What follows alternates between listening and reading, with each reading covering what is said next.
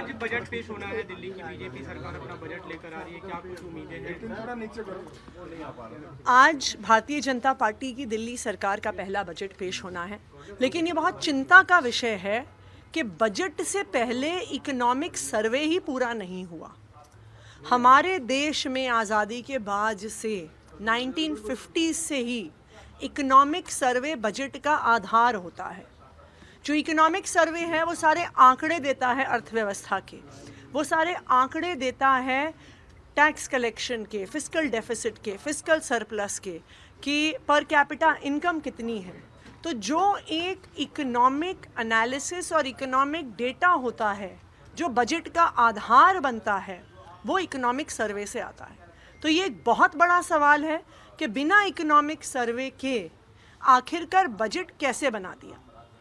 ऐसा सुनने में आ रहा है कि इकोनॉमिक सर्वे इसलिए नहीं पेश किया गया क्योंकि दिल्ली की इकोनॉमी की शानदार तस्वीर उस इकोनॉमिक सर्वे में आ रही थी कि देश में सबसे ज़्यादा पर कैपिटा इनकम दिल्ली में है।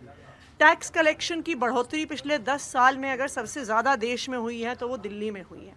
अगर देश की इकलौती फिस्कल सरप्लस में चलने वाली सरकार है वो दिल्ली की सरकार है, क्योंकि आम आदमी पार्टी की अरविंद केजरीवाल जी की 10 साल की सरकार से दिल्ली की अर्थव्यवस्था में बहुत शानदार ग्रोथ हुआ है, बहुत शानदार विकास हुआ है।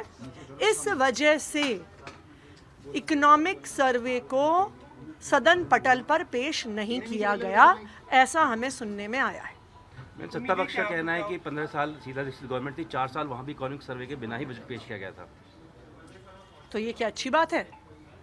क्या ये अच्छी बात है कि वो कह रहे हैं कि हमने बिना पढ़े लिखे सोचे समझे इकोनॉमिक आंकड़ों को देखे, दिल्ली की आर्थिक परिस्थिति को देखे, दिल्ली की अर्थव्यवस्था के, जो इंडस्ट्री के, जो व्यापारियों के, जो किसानों के, जो इकोनॉमिक इंडिकेटर्स हैं, उनको देखे बिना अगर हम अपना बजट बना रहे हैं तो मुझे ये ऐसा लग रहा है कि ये खुद ही कह रहे हैं कि हमारी कोई पढ़ी लिखी सरकार नहीं है, हम आंकड़े देखने में विश्वास नहीं करते, हम एनालिसिस में विश्वास नहीं करते, हम किस आधार पर बजट बना रहे हैं ये तो बिल्कुल ही साफ नहीं हो रहा अगर आपके पास आंकड़े ही नहीं हैं।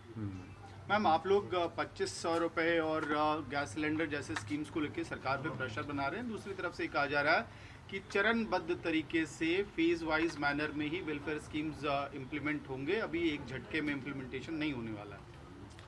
तो इसका मतलब है अगर भारतीय जनता पार्टी कह रही है कि फेज वाइज तरीके में इम्प्लीमेंट होंगे और एक झटके में नहीं होंगे, तो भारतीय जनता पार्टी ने ये मान लिया और घोषित कर दिया कि मोदी जी ने दिल्ली की महिलाओं को झूठ बोला था।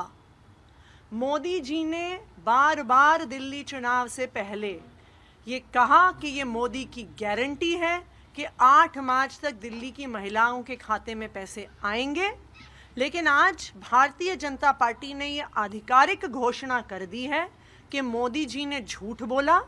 8 मार्च को पैसे ना तो आए, ना आने वाले कई सालों तक आने वाले हैं।